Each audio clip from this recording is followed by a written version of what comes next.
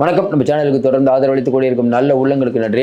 டக்குனு செய்தி வரும் பாருங்க. விஜய் மல்லையா பிஜேபியின் எம்பி ஆகிறார், ராஜ்யசபா எம்பி ஆகிறார். நாளையோட முடியுது விஜய். ஏன்னா அவர் தான் பணம் கட்டிட்டாரே, ராஜ்யசபா எம்பி ஆக்கிடுவாங்க. தொடர்ந்து நம்ம சொல்கிறோம், இன்னைக்கு விஜய் மல்லையா அவர்கள் காட்டில் அடைமலை தான். பக்காவாக மாட்டிக்கொண்டார்கள் ஒரு நிர்மலா சீதாராமன். 14,000 கோடியில் 8,000 கோடி எங்கேன்னு அவர் கேட்ட கேள்விக்கு என்ன பதில்னா, ஒரு எம்பி சீட்டு கொடுக்கணும், இல்லைனா ஒரு கைகாட்டுற ஆளுக்கு ஒரு எம்பி சீட்டு கொடுக்கணும். விரைவில் நம்ம யார் விஜய் மல்லையா எம்பி அப்படின்னு சொல்ல முடியாது. மினிஸ்டர் பதவி கொடுத்தாலும் கொடுப்பாங்க. ஏன்னா இந்த மாதிரி இவங்களுக்கெல்லாம் மினிஸ்டர் பதவியெல்லாம் கொடுப்பாங்க. அதனால் இது நிர்மலா சீதாராமனினுடைய உறவினர்கள் அப்படிங்கிற பேரில் நிறைய பேர்கிட்ட பணம் போயிருக்குது. இந்த பணம் யாருடையது? தேர்தலில் நிற்கக்கூடியவே எனக்கு வசதி இல்லைன்னு சொல்லக்கூடிய நிர்மலா அவர்கள் துறவு வாழ்க்கையை தான் வாழ்கிறாங்களா? உண்மையில் பின்னணி என்ன? இன்னும் குறிப்பாக சொல்ல, இந்த விஷயத்தில் பிஜேபியுடைய பெரிய தலைவர்களுக்கு பல்லாயிரக்கணக்கான கோடிகள் போயிருக்குது. அதானிக்காக இவர்கள் வராக்கடன்னு இவங்க சிலது தள்ளுபடி பண்ணியிருக்காங்க. அம்பானிக்காக தள்ளுபடி பண்ணியிருக்காங்க. ஏன் விஜய் மல்லையா, நீரவ் மோடி இவங்ககிட்ட டீலிங் பேசாமல் விட்டாங்க? இல்லை டீலிங் பேசி விஜய் மல்லையா கொடுக்கலையா? விஜய் மல்லையா சொன்ன பரபரப்பு பிரச்சனை, பரபரப்பு குற்றச்சாட்டு நிர்மலா சீதாராமன் மீது, அதுதான் இன்றைக்கி பொது வழியில் பரபரப்பாக பேசப்பட்டு இருக்கு. இதெல்லாம் மறக்கடிக்கணுங்கிறதுனால தான் ஒரே நாடு ஒரே தேர்தல், அதானியை பற்றி பேசக்கூடாது, ராகுல் காந்தி தள்ளி விட்டார், கீழே விழுந்தார், ஐசியூவில் இருக்கார். இன்னொரு பக்கம் காங்கிரஸ், அதாவது என்னென்னா அம்பேத்கரை இழிவுபடுத்துவதை பிஜேபி நிறுத்தாது, தெரியாமல் பேசி மாட்டிக்கிட்டாங்க. ஏன்னா உள்ளத்துலேருந்து வந்துருச்சு, அதை பண்ணுறதுக்கு என்னென்னமோ பண்ணிகிட்டு இருக்காங்க. இதற்கு நடுவில் இந்த விஷயம் பெரிய அளவுக்கு பேசப்பட்டுருக்கு. சரி, விஜய் மல்லையா என்ன சொல்கிறார்? விஜய் மல்லையா சொல்கிறது ரொம்ப லாஜிக்ங்க.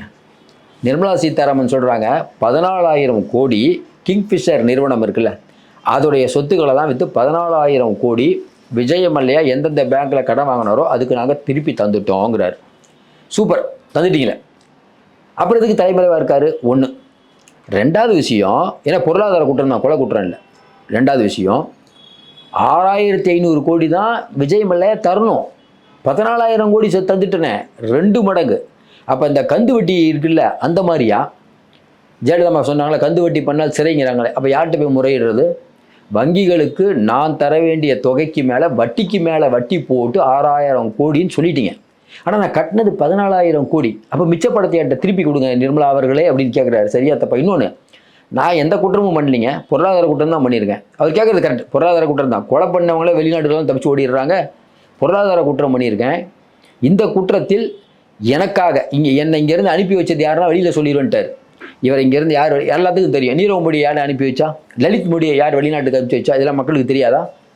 இன்றைக்கி இருக்கக்கூடிய சூழ்நிலையில் நிர்மலா அவர்கள் நாடாளுமன்றத்தில் புள்ளி விவரத்தை சொல்லி மாற்ற மாதிரி இந்த விஷயத்தை சொல்லி மாட்டியிருக்காங்க.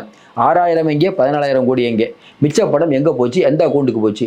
இன்னொன்று, அவர் என்ன சந்தேகப்படுறாரு, உண்மையிலேயே என்னோட சொத்தை விற்று 14,000 கோடி வாங்கியிருக்கீங்க, உண்மையிலேயே கவர்மெண்ட்டுக்கு கட்ட வேண்டியது 6,000 கோடினா மிச்சம் இருக்கக்கூடிய கோடி எங்கே போச்சு? கிட்டத்தட்ட 8 கோடி 8,000 கோடி எங்கே போச்சுன்னு கேட்குறாரு. 14,000 கோடி, 6,000 கோடி தான் மிச்சம். 8,000 கோடி யார் அமுக்கிட்டு போயிட்டா? யார் உறவினர்கள் அக்கௌண்ட்டில் அது வர வைக்கப்பட்டது? இப்படி சரமாரியான கேள்விகள் கேட்டிருக்காரு. இது இன்றைக்கி பெரிய அளவுக்கு பேசப்படாத காரணம் என்னென்னா, அதுக்குள்ள நிறைய இஷ்யூ வந்துருச்சு. ஆனாலும் இது பேசப்படும். இன்னும் குறிப்பாக ஏற்கனவே சொல்லியிருக்கோம், கீதாஞ்சலி நகைக்கடை அப்படின்னு ஒரு நகைக்கடை, அவங்க 7,080 கோடி கடன் வாங்கி திருப்பி கட்டல. யார் தெரியுமா அது ஓனரு? நீரவ் மோடி. அதாவது விஜய் மல்லையாவை மட்டும் பாய்ந்து பிடிக்க தெரியுது, நீரவ் மோடியை ஏன் பிடிக்கல? ஏன்னா அது நீரவ் மோடியோட உறவினர்னு சொல்லப்பட்டாலும் நீரவ் மோடி தான் இந்த நகைக்கடை. இன்னும் குறிப்பாக பார்த்தீங்கன்னா, கரீபியன் தீவு இருக்குல்ல, கரீபியன் தீவில் சிட்டிசன்ஷிப் வாங்கியிருக்கார். யார் இவர்? ஏன்னா அங்கே டேக்ஸ்லாம் பே பண்ண வேணாம், அங்கே வச்சுக்கிட்டு இதை ஆப்ரேட் பண்ணிட்டு இருக்காரு. கீதாஞ்சலி நகைக்கடை. யார் சொன்னது?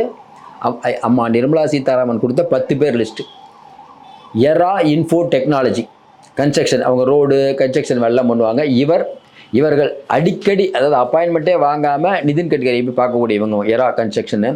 இவங்க வாங்கின தொகை அப்படின்னு பார்த்தீங்கன்னா கிட்டத்தட்ட 7,000 கோடி.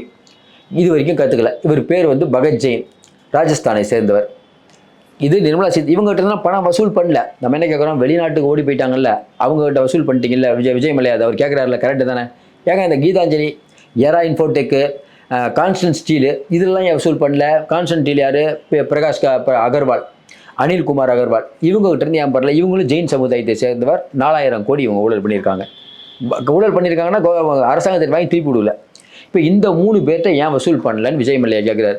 அதையும் தாண்டி இன்னொரு கேட்குறோம், ஒருவர் பொருளாதார குற்றங்களுக்காக வெளிநாடு போயிருக்கார், அவருடைய சொத்தை நீங்கள் வித்துட்டீங்க. இதை இத்தனை எப்போ நீங்கள் விற்றீங்கன்னே தெரியல. நேற்று திடீர்னு நாடாளுமன்றத்தில் சொல்ல வேண்டிய அவசியம் என்ன? நீங்கள் சொன்னவொன்னு தானே இப்போ விஜய் மல்லையா வராரு. இன்னொன்றுங்க, ஒருவர் ஒரு குற்றத்தை பண்ணிட்டார், கரெக்டாக? குற்றத்தை பண்ணி அவருக்கான அந்த அந்த இதை முடிச்சிட்டிங்க நீங்கள். இது அந்த பணத்தை திருப்பி கட்டாததுக்கான எல்லா வேலையும் பண்ணிட்டீங்க. இது சாதாரணமாக இந்த இந்தியாவில் எடுத்துக்கோங்களேன், நிறையாலாம் பண்ணுவாங்க.